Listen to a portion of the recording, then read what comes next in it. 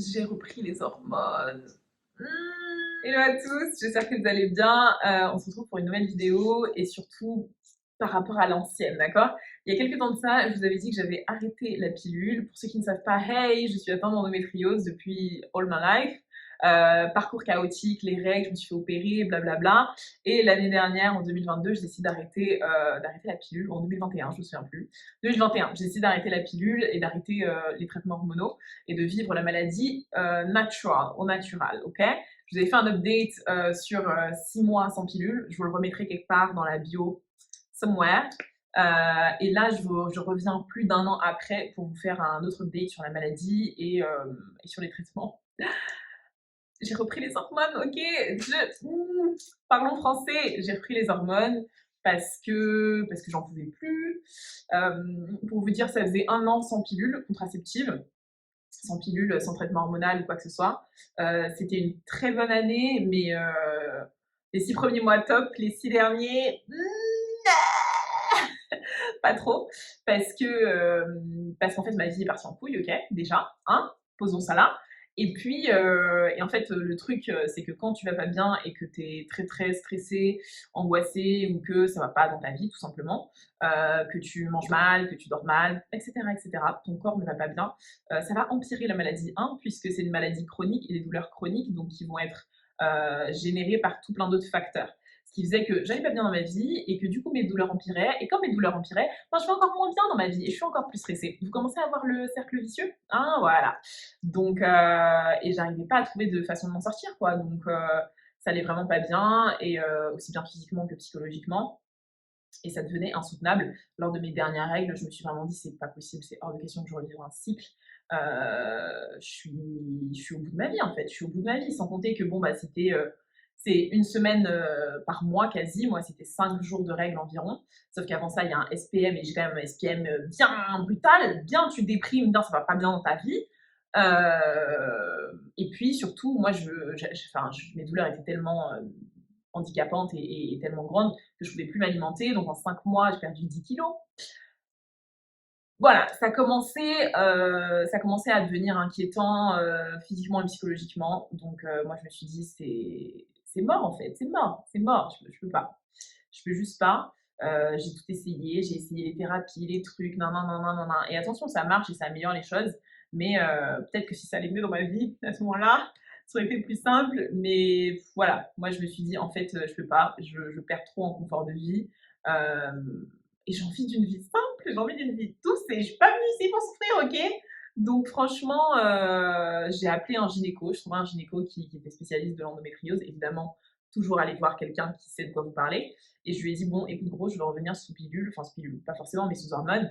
Qu'est-ce que tu as à me proposer? Et lui, il m'a très clairement dit, écoute, t'as déjà fait franchement les 2 tiers, je peux pas te garantir qu'il y a un truc de ouf qui va se passer avec la prochaine. Et j'avais une amie qui m'avait parlé de l'anneau vaginal, et qui elle aussi était atteinte d'endométriose et qu'elle aimait bien et qu'elle avait moins d'effets secondaires, etc. Je suis vraiment désolée pour la qualité de cette vidéo qui est à chier, mais je suis sur mon téléphone, il fait moche.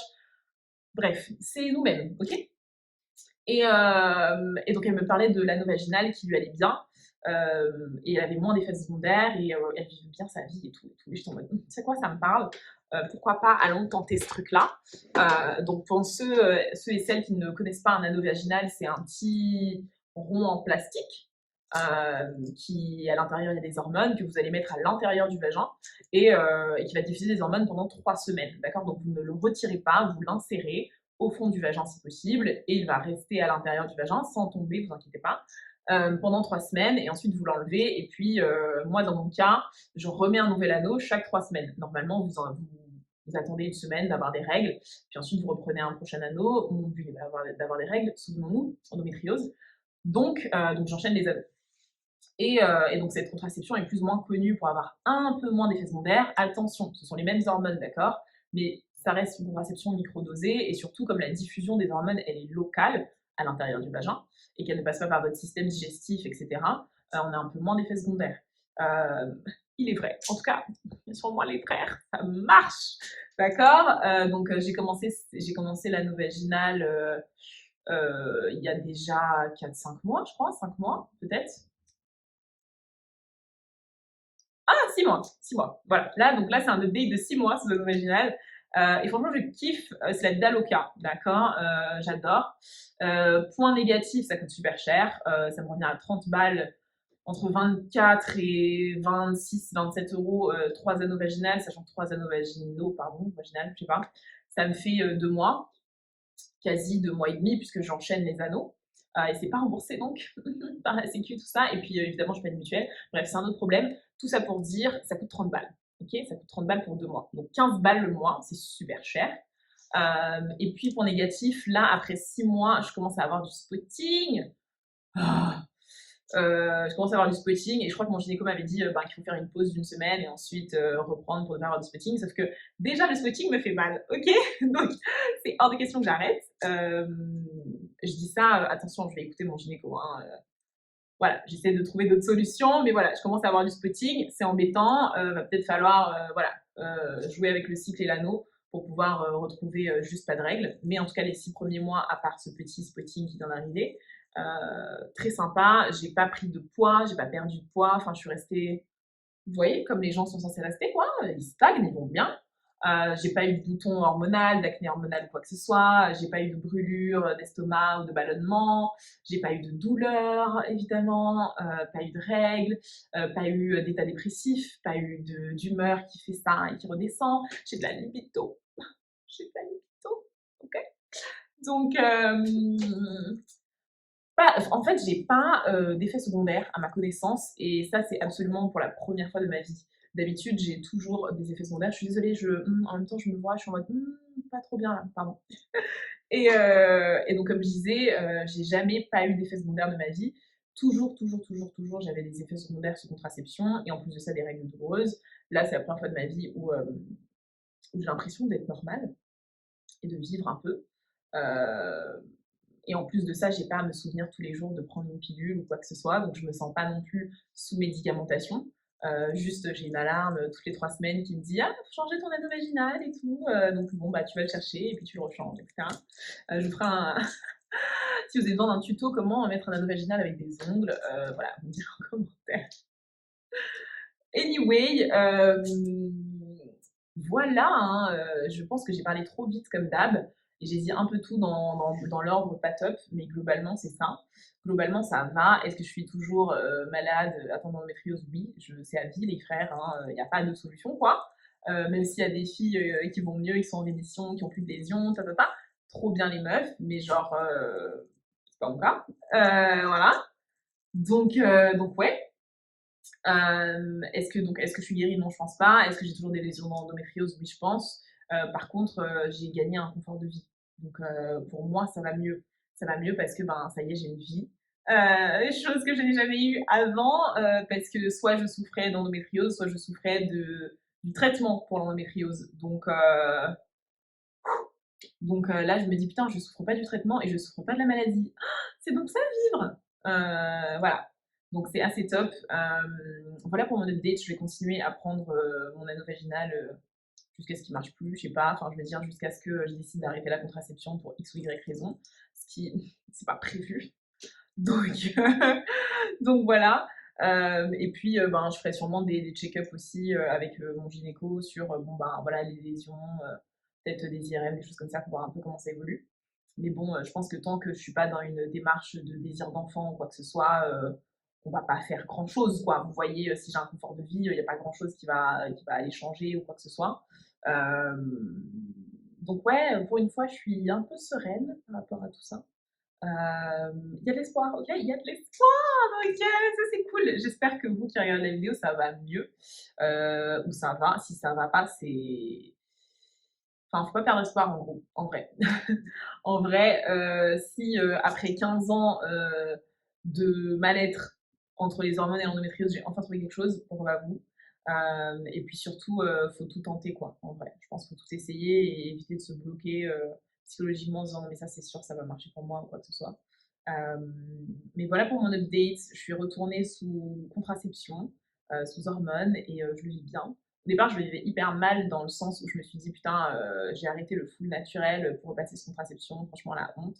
Parce que, et je sais que c'est pas du tout honteux parce que moi je juge pas les gens qui le font, mais Mais en fait, voilà, dans la communauté un peu endo girl, j'ai l'impression que le Graal, en fait, c'est vraiment le truc naturel, pas de médicaments, pas d'hormones, et cetera, et que tout le monde a envie d'aller vers cet idéal de vivre sa maladie au quotidien de façon autonome, et sans aide médicale, quoi.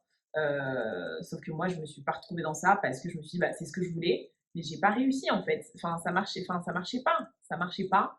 Les thérapies ont fait en sorte que ça aille un peu mieux et que je vive mes règles un peu mieux, et cetera. Il y a plein de choses qui ont quand même fonctionné, mais sur le long terme, ça marchait pas. Et après 1 an, j'étais un peu à la case départ avec des douleurs horribles, une perte de poids significative, pas réussir à m'alimenter, pas réussir à reprendre du poil de la bête après chaque règle. Et ça me bouffait ma vie, quoi. Ça me bouffait ma vie, ça me bouffait l'espoir d'avoir une vie. Enfin, j'en pouvais plus, quoi. Donc, mais j'avais un peu le seum et j'étais un peu, ben, ouais, à nouveau, je me sentais mal de pas avoir réussi ce truc du naturel que tout le monde réussit, entre guillemets, ou dont tout le monde parle, et d'être repassée sous un truc en mode ah là là, les hormones, ah non, non, non. Vous voyez? Je sais pas si vous voyez, mais je me sentais mal par rapport à ça. Maintenant, ça va beaucoup mieux. Comme je dis, ça fait 6 mois que j'ai repris la contraception, et ça faisait 30 ans dans ma vie que j'avais pas, ok, j'ai pas 30 ans, mais vous voyez ce que je veux dire. Ça faisait longtemps que j'avais pas été aussi bien dans ma vie, que ce soit physiquement ou mentalement, euh, mon corps, que ce soit mon apparence, enfin, tout, quoi. Tout. Donc, yes, ok, merci la science. On kiffe, on kiffe, on kiffe, on kiffe. Donc, si vous avez envie de repasser sous hormones après avoir essayé le naturel et que vous avez un peu, voilà, vous vous sentez un peu, oh, est-ce que c'est vraiment intéressant, est-ce que c'est important? Eh, foncez, hein, ok? On n'est pas venu ici pour souffrir, ok? Genre, moi, je me suis dit ça à un moment. Je suis vraiment pas venue ici pour souffrir. Flemme, en fait, flemme. Est-ce que je peux vivre? D'accord, c'est bon, je suis dans ma vingtaine, j'ai besoin de profiter de la vie. Et même si c'est dans la trentaine, quarantaine, cinquantaine, genre, est-ce que vivre? Ok, d'accord. Donc, à un moment, s'il y a une potentielle solution, quelle qu'elle soit, je vais la prendre. Et du coup, c'est ce que j'ai fait. Voilà, donc voilà pour cet update. Je sais pas s'il est hyper positif ou. C'est un update, quoi. Donc, n'hésitez pas à poser vos questions en commentaire si vous en avez. Si vous voulez que je fasse une autre vidéo sur le sujet ou quoi que ce soit. Ou si vous voulez que je fasse une autre vidéo tout court. Anyway. Mais voilà pour mon update endométriose. Oui, je suis encore malade, mais les choses vont mieux. Ma vie au quotidien va mieux. Et ça c'est la win, d'accord? Ça, c'est la win. Bref, je vais pas faire une vidéo encore plus longue que ça. Je vous fais des bises. J'espère que vous allez bien. J'espère que vous allez aller bien. Je prie pour que ça aille pour vous dans tous les cas. 1000 bises, et je suis toujours dispo évidemment sur Instagram ou même sur Twitter, Pinterest, TikTok, everywhere, si vous avez besoin de conseils sur ces problématiques-là, si vous voulez juste parler aussi, parce que c'est vrai que avoir une maladie chronique, c'est vite solitaire. Donc, si vous avez besoin d'une grande sœur ou d'une petite, anyway, pour discuter de ces problématiques-là, n'hésitez pas à m'envoyer un petit message en privé. Je réponds toujours à tout le monde et je vous fais des bises et bon courage pour ce que vous êtes en train de vivre. Des bisous!